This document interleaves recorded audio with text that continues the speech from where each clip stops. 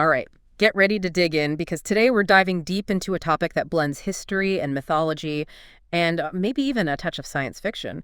We're talking about the Anunnaki. Ah, the Anunnaki. Yeah. It never ceases to amaze me how these figures from ancient Sumerian writings still have such a hold on our imaginations. Right, I mean, we're talking about stories about astronaut gods, ancient aliens shaping our world, and a whole hidden planet lurking out there in the solar system. It really makes you wonder, what if there's more to the story of humanity than we know? But before we get too far ahead of ourselves, let's take it back to the beginning. I know you've brought some incredible source material. We're talking about real archaeological finds, right? You bet. Our journey starts way back in 1872 with a discovery that shook the world of archaeology to its core, the unearthing of the Royal Library of Ashurbanipal in Nineveh. Just imagine, thousands and thousands of clay tablets, each one covered in cuneiform, a writing system that predates even the alphabet we use now.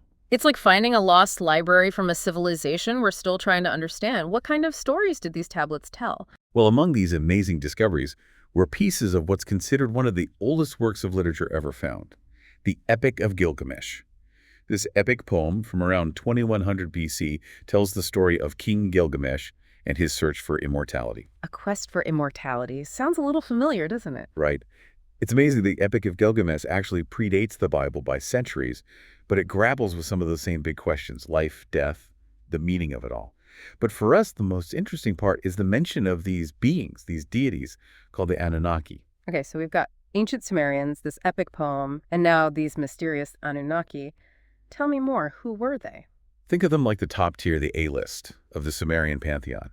They're described as these incredibly powerful beings descending from the heavens who played a huge role in shaping the world and even influencing human destiny. So kind of like the Greek gods or the Norse gods, but with that Sumerian flair. Exactly. And just like those other pantheons, the Anunnaki had their own hierarchy, their own power struggles and dramas. At the top of it all was Anu, the sky god, ruling over everything. So Anu's the big boss, the Zeus of the Sumerian world. Where do humans fit into all of this? Were we just extras in their cosmic play? And that's where another incredible text comes in, the Enuma Elish. This Babylonian creation myth tells the story of how Marduk, one of the Anunnaki, actually created humans. Wait, created humans, like from scratch? That's right. It's a story that you find echoes of in a lot of cultures and religions, this idea of a powerful being shaping humanity from the earth itself. It's incredible to see how these parallels pop up across different times and places. It really gets you thinking, doesn't it? Where did these stories come from? What inspired them? Were they just trying to make sense of a world they didn't understand, or could there be something more to these ancient myths? So we've got these ancient Sumerian texts telling us about the Anunnaki, these powerful beings who came down from the heavens. It really makes you want to put on your explorer's hat and go hunting for clues, doesn't it? It certainly sparks the imagination. And for some, these stories weren't just ancient myths. They were like historical records just waiting to be cracked open. And that's where Zacharias Sitchin comes in, right? His book, The 12th Planet, really shook things up when it was published. He had a very different take on these ancient Sumerian texts. He really did. Sitchin put forward this radical idea that the Anunnaki weren't gods in the way we usually think of them, but actually advanced extraterrestrials who came to Earth thousands of years ago. Hold on, extraterrestrials? You mean aliens from another planet? I think this is where our deep dive takes a sharp turn from ancient history into, well, science fiction. Exactly. Sitchin's theory was that the Anunnaki originated from this hidden planet called Nibiru, which he claimed orbited our sun on this incredibly long elliptical orbit of 3,600 years. Hang on a minute, a hidden planet? How come we've never seen this Nibiru thing? Well, Sitchin said that Nibiru's orbit was so large and so strange that it spent almost all of its time way out in the farthest reaches of our solar system, making it nearly impossible to detect. Okay, so just for a second, let's say we go along with this Nibiru idea. What did Sitchin think these Anunnaki were up to here on Earth? Sitchin was convinced they came to Earth looking for something very specific: gold. He said they needed it to help repair their planet's atmosphere. So it was like a cosmic gold rush. Yeah. And we ended up being the ones stuck doing all the digging. That was Sitchin's idea. He claimed the Anunnaki used genetic engineering to create humans from earlier hominids, specifically to mine gold for them. Talk about a rough start. To be fair to Sitchin, he wasn't the only one who thought ancient aliens might have visited Earth, but there was something about his interpretation of the Sumerian texts that really resonated with people. Absolutely. Sitchin's books became incredibly popular. They really ignited this huge wave of interest in the Anunnaki and all these ancient astronaut theories. What about the scientific community, though? Did they get on board with Sitchin's ideas? Well, that's where things get a little tricky. As much as the public loved Sitchin's work, he got hit with a lot of criticism from mainstream scholars. What were the biggest problems they had with it? What were the sticking points? For one thing, a lot of linguists and experts on ancient Sumerian really disagreed with how Sitchin was translating the texts. They argued that he was picking and choosing words and phrases out of context to make them fit his narrative. So, trying to jam a square peg into a round hole, making the evidence fit the theory instead of the other way around. Exactly. And it wasn't just the translations. He was also drawing these connections between totally unrelated myths and symbols, building these huge, intricate theories, but without much real evidence to back them up. I can see how it would be easy to get swept up in those kinds of grand narratives, though, can't you? Especially when they seem to be offering answers to some of humanity's biggest questions. Where do we come from? What's our purpose? That kind of thing. Absolutely. We're naturally curious and we're always searching for hidden truths. But that's why it's so important to be skeptical, to really look at these kinds of claims with a critical eye and look for solid evidence. So, if we put Sitchin's interpretations aside for a moment, what's the consensus in the academic world about the Anunnaki? What's the general agreement? The vast majority of scholars agree that the Anunnaki were mythological figures, part of this intricate belief system that the ancient Sumerians had. There's really no scientific evidence to support the idea that they were extraterrestrials messing with human DNA or ruling over ancient civilizations. Okay, so we've looked at Sitchin's interpretation, controversial as it is, but it seems like the science just doesn't back it up.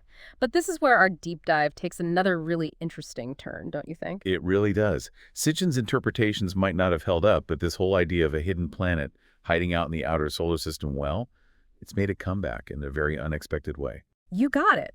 Fast forward to the 21st century, astronomers start noticing some really weird stuff happening way out there beyond Pluto. It's like the universe just loves a good mystery, even if it's not the one Sitchin had in mind. Let's talk about these strange orbits and the hunt for the ever-elusive Planet 9. So we've got these ancient myths, we've got these controversial interpretations, and now we've got actual weird stuff happening in our own solar system. What are astronomers seeing out there that's got them so baffled? Picture this way out there, past Pluto, in the really cold part of our solar system. Astronomers started noticing that some of the objects out there weren't exactly, well, following the rules. Things like dwarf planets and other icy bodies that orbit the sun. Not following the rule. Are they like cutting in line at the cosmic dance or something? What's the big deal about a few wonky orbits? Oh, these aren't just any orbits. We're talking orbits that are super stretched out and bunched together in a way that's really hard to explain unless there's some kind of invisible force messing with them. Take Sedna, for instance. It's this dwarf planet with an orbit so huge it takes over 11,000 years to go around the sun once. 11,000 years. Makes my morning commute seem like a cakewalk. Okay, so something big is tugging on these objects, but what is it? It'd have to be massive, right, to have that much pull. You got it. And that's how astronomers got the idea that there might be this, well, Planet 9, this hypothetical giant planet way out there in the boonies of our solar system.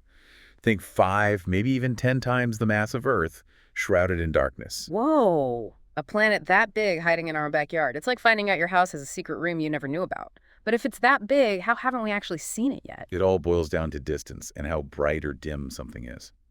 Planet 9, if it's really out there, would be so incredibly far away that its light would be incredibly faint, almost impossible to see even with our best telescopes. So it's like trying to spot a firefly in the middle of a power outage. Talk about a needle in a haystack. That's a good way to put it. And this is where, well, I'm not going to lie, some of those Anunnaki fans saw a connection. They started saying this theoretical Planet 9 with Sitchin's Nibiru, that it proved he was right all along. Here we go again. It's like that friend who always brings up the embarrassing story, even after everyone agreed to forget it ever happened. But seriously, a hypothetical planet based on actual science versus a mythical planet from, let's be honest, some iffy interpretations of old texts. Those are two totally different things. You're absolutely right. And just to be crystal clear, the scientific community has not found any actual proof to connect Planet 9 with Nibiru or any of those ancient astronaut ideas. If Planet 9 is real, it's probably a really, really cold gas giant, formed the same way other planets did, not some alien spaceship carrying the Anunnaki. Okay, good, good. I was about to stock up on canned goods and build a bunker, but I can see how those ideas get all mixed up, you know? A hidden planet, ancient mysteries. It's exciting stuff. Huh. But that's what's so great about these deep dives, isn't it? We get to separate what's real from what's made up, the hard science, from pure speculation. That's exactly it. And even though the Anunnaki are probably just a product of our ancestors' imaginations, there's still something we can learn from their story. It really does make you think, doesn't it? What else is out there just waiting to be discovered? And how will our ideas about the universe change as we keep exploring? Those are the big questions, aren't they? Ones we might not have the answers to just yet, but they're definitely worth thinking about. Well, there you have it. From ancient Sumerian myths to the hunt for a hidden planet right here in our own solar system, the story of the Anunnaki reminds us that we humans are naturally curious. We want to make sense of this universe we find ourselves in, to figure out where we fit in the grand scheme of things. So next time you're gazing up at the stars, just remember there's a whole lot more going on up there than we can see, and who knows what incredible discoveries are waiting for us in the vastness of space. Thanks for taking this deep dive with us.